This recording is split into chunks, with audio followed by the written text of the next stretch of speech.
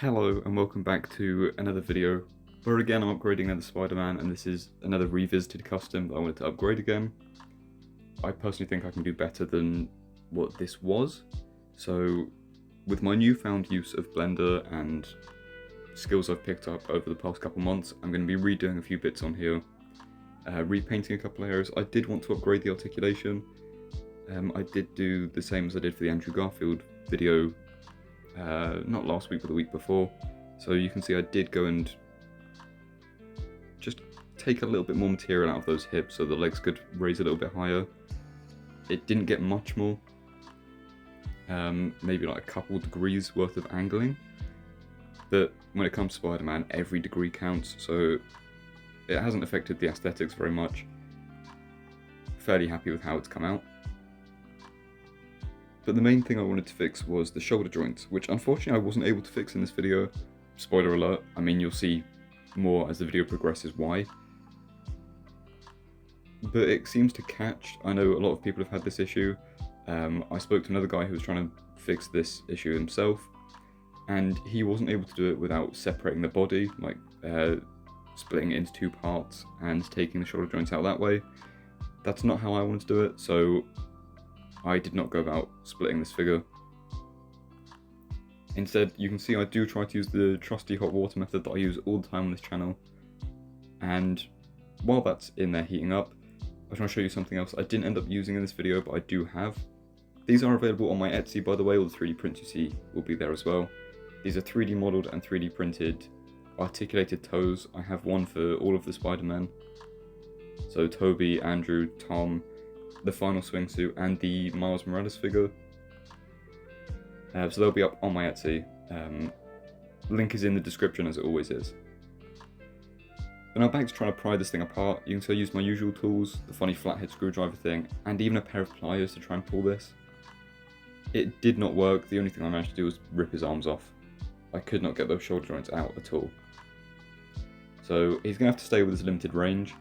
I don't want to force and end up breaking the figure, because this video is already quite a lot of work, as you can imagine by the fact that it's a nearly 16-minute long video. I did, however, end up accidentally improving his diaphragm joint, which also in the process scraped off all his paint. So I'm going to be doing what I should have done from the beginning, and in areas like this I need to sand stuff down so there's less paint rub, so the paint also has a tougher surface to adhere to. So just using, I think this is 120 grit. Nothing too abrasive, but nothing too soft. Just want to get in there and create some grooves, remove some material, but also don't want to get rid of the texturing that's on the figure. So obviously this footage is sped up as well. I wish I was this fast at sanding. Unfortunately not. It would have saved me so much time, and I would have done so much better at university if I could really sand this quickly. There's not really much commentary needed for sanding, but you can just see I'm getting into all those grooves.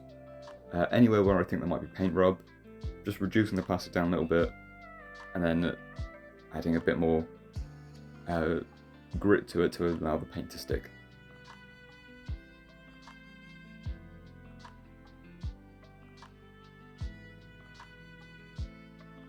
And there you go, there's it all sanded and ready for painting. So I'll put that aside so it can be painted with everything else. Here is one of my favourite 3D models. Again, this item will be available on my Etsy. Link in description again, as well as all the other 3D prints you'll see here. Most of the stuff I make now will be available on Etsy, including the spider arms that I showcased in the last video. They will be up by next week's video. They're not ready yet. I am still prototyping the ball joints, but they will be ready within the next week. What I'm trying to show here is the odd head shape of the original Marvel Legends, and for whatever reason how low down and how far apart they put the eyes, and the funny angle they were at. So the only thing that really needed to be fixed was the eyes with that head sculpt. But here you can see the printed in durable resin, as all of my products are, primed with Halford's Grey Primer. For the majority of stuff I sell on Etsy, it will actually be white primer that I use. This is just the only stuff they had, so It will do for my personal projects, but anything I sell, I tend to use white primer for because it's easier to get the correct paint balance out.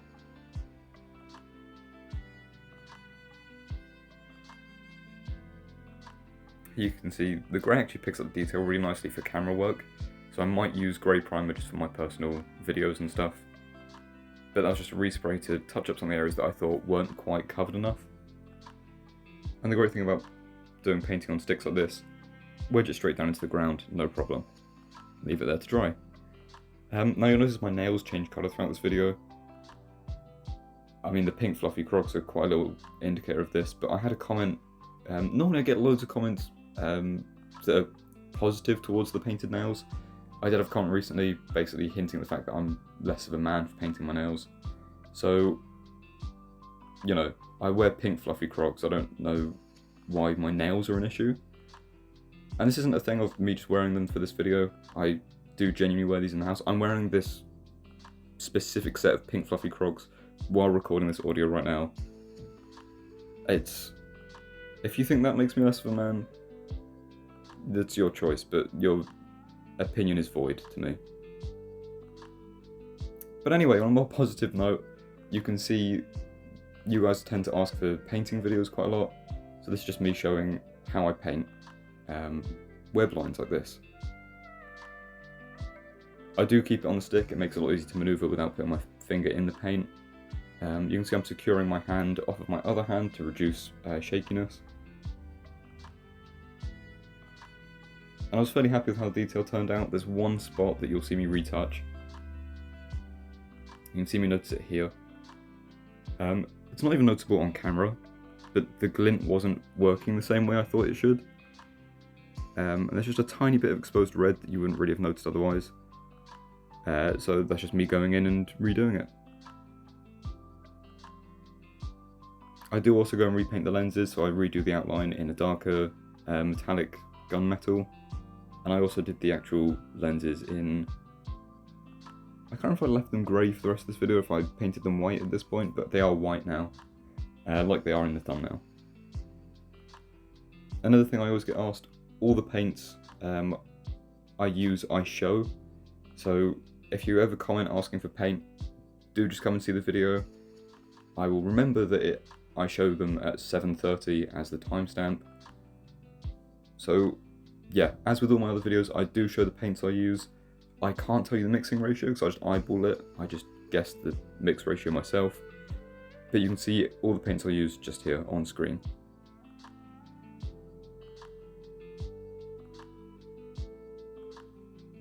I do tend to use quite a varied mix depending on what paint I'm doing.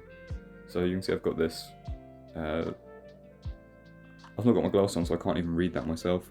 But there is the silver paint that I use. There's a slight bit of black mixed in to darken it because it was too like pewter silver.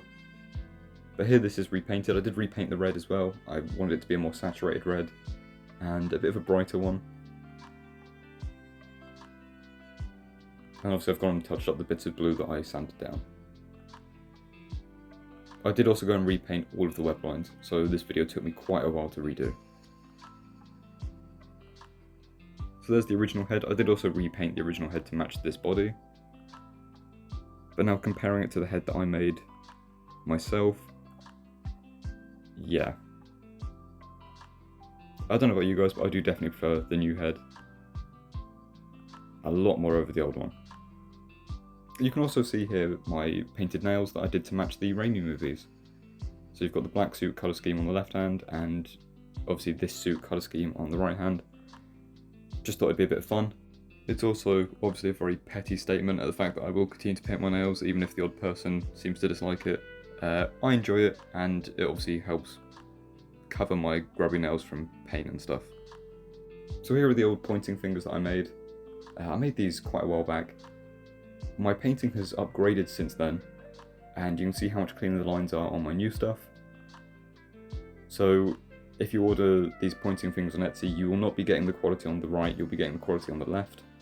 Because I don't know what I was thinking when painting the one on the right. This was my personal copy, so the ones I sold were higher quality than this. If anyone that doesn't know, the lower quality stuff I keep for myself. just because I'm not really too bothered about low quality. I know that if I wanted high quality, I could always remake it.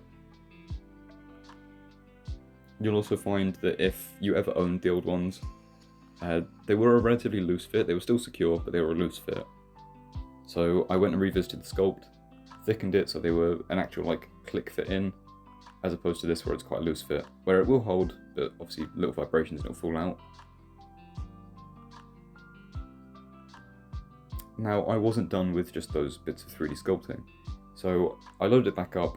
I took the head sculpt I made for obviously this figure, and I mushed it into a mask, and readjusted my pointing finger hand that I made a while ago to turn it into a holding hand, and put the mask in it.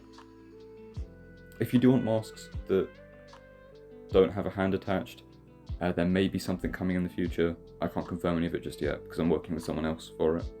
Because I will not be selling the ones without the hand attached, someone else will. But you can see it all painted up. I was actually very happy with how this came out. And like I said, the hand plug fits nicer, so you don't have to worry about it falling out. I don't have the new Tobey Maguire figure from the No Way Home wave, so I'm using this custom head that I made a little while ago as well. Ugly, ugly gap in the back of the head. Really didn't think this through when I designed it. But yeah, not a very nice gap. But you can see the way the mask sits. I'm quite happy with it. I think the physics of how it would sit is fairly accurate.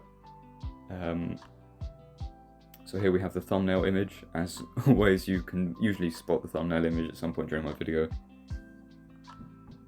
obviously this doesn't make a whole lot of sense. But, you know, it was a way of showcasing the two most important parts that I've 3D printed for it. So getting into some of the poses that I've managed to get him into with the upgraded parts and with the upgrade articulation. Just some fun little poses, I thought, just to showcase him a bit more. I don't know, I always find action figure videos a bit more interesting when the person showcases how they pose figures, what they're able to do. And now I'm looking forward to getting another version of this figure at some point, because some of these poses I really like the look of, and obviously I have my set of figures stood in a triangle pointing at each other. Now I wanted to give some advice towards posing figures, because this figure has got its like fair share of critiques about the body and the fact that it looks too unfit. It does depend on the angle. Obviously this angle where you've got the outline getting bigger towards the bottom, it gives him more of a belly and less definition on the top half. But if you photograph from the other angle where you can see his traps, you've got the complete opposite shape where you've got the nice triangle of an athlete. So it does entirely depend, and then from front on you get a relatively just slender build anyway. You get a balance of the two. So it does depend on how you pose and how you photograph and what angles you take stuff from. Now, putting them in the pose that they'll always be on my shelf. I'll put Andrew in there first. Again, I've upgraded all of these figures with new parts, so Andrew also has the new pointing hands that I designed. And now you can see me readjust them because it was upsetting me that they weren't properly lined up. But yeah, there you go. Now there is another 3D printed part towards the end of the video that you'll see, and this is the Statue of Liberty head that you guys were asking about. You can see I have finished it, it is working properly now. This is also available on my Etsy, and you can see those clear little pegs underneath Andrew and Tobey that connect the figures to the actual base. You don't need the upgraded articulation to get them into these poses. These are just the poses they get in out of the box. I've not used any of the extra articulation that I added myself. This is just the standard stuff that you can do, so hence why Tobey's head isn't looking up. I didn't want to false advertise here. Now I also designed these to work with the Toy Biz and the original Andrew Garfield Amazing Spider-Man. This is how I have it posed up on my shelf. And I'm fairly happy with it, I think it works quite nicely. It means I can have the nicer looking figures in the pointing poses, which is more aesthetically pleasing to me. The action poses work better for more posable figures like this, which is a shame that the older figures are more posable, but they are, and that's just how it goes. But thank you guys so much for watching, and I'll see you in the next video.